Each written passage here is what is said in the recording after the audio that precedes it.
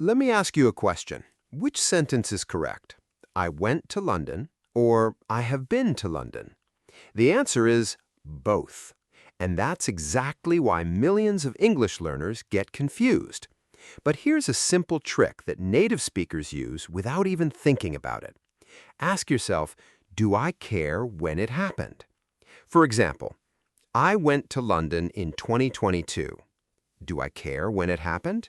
Yes, I even mentioned the year, so I use past simple.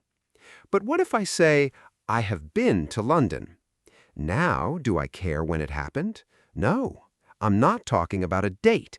I'm talking about an experience. And that one simple question, do I care when it happened, can instantly tell you whether to use past simple or present perfect. Today, we're going to show you how this tiny question can completely change the way you speak English. Hey, Emma, can I ask you something? Of course, what's up? Why do English learners get so confused about present perfect and past simple? I mean, I've taught English for years, and this is probably the grammar topic people ask about the most. You're absolutely right. And honestly, I think the reason is simple. Both tenses talk about the past, so learners naturally think they're the same thing. Exactly. For example, I visited Paris. I have been to Paris. Many learners look at those two sentences and think, what's the difference? Both mean I went to Paris. And technically, they're right. Both sentences tell us that a trip to Paris happened, but the speaker's focus is completely different. Okay, let's explain it in the simplest way possible. Imagine I ask you, have you ever been to Paris? What am I really asking?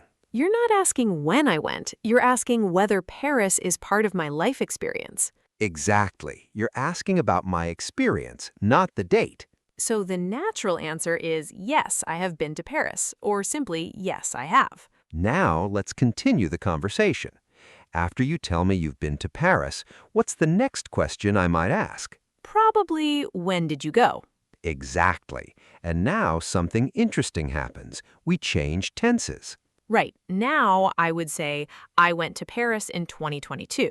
Not, I have been to Paris in 2022. Correct, because now we're talking about a specific time, and specific times usually need past simple. So if we had to explain it in one sentence, what would you say? I'd say this: present perfect is about experience, past simple is about time. That's probably the easiest explanation I've ever heard.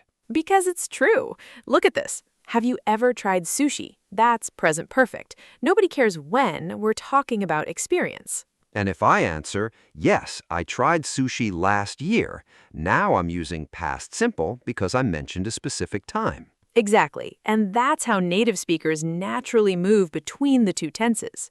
Let's talk about the famous lost keys example.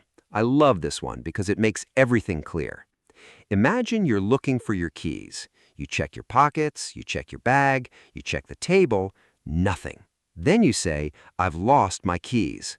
Why present perfect? Because the problem still exists now. You still don't have your keys. The past action is affecting the present moment. Exactly. Now let's change the sentence.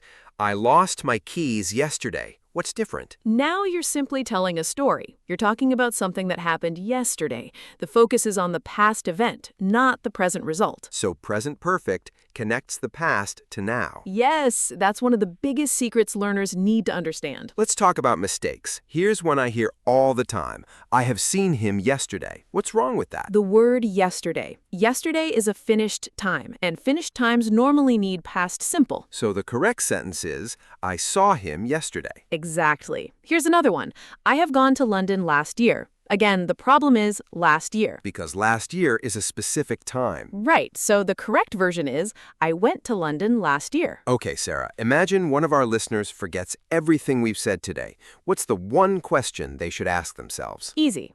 Ask yourself, do I care when it happened? That's brilliant. If the answer is yes, Use past simple. if the answer is no, Use present perfect. let's test it. Have you ever flown in a helicopter? Do we care when? No, so we use present perfect. When did you fly in a helicopter? Now we care about time, so we use past simple. I think that's why native speakers don't find this topic difficult. They're not thinking about grammar formulas. Exactly. They're thinking about meaning. Experience or time. Present perfect or past simple. And once you understand that difference, your English becomes much more natural. Absolutely. So remember, present perfect is for experiences and present results. And past simple is for finished actions at a specific time. Master that one idea and you'll avoid one of the most common mistakes in spoken English. Thanks for listening, everyone. And we'll see you in the next episode.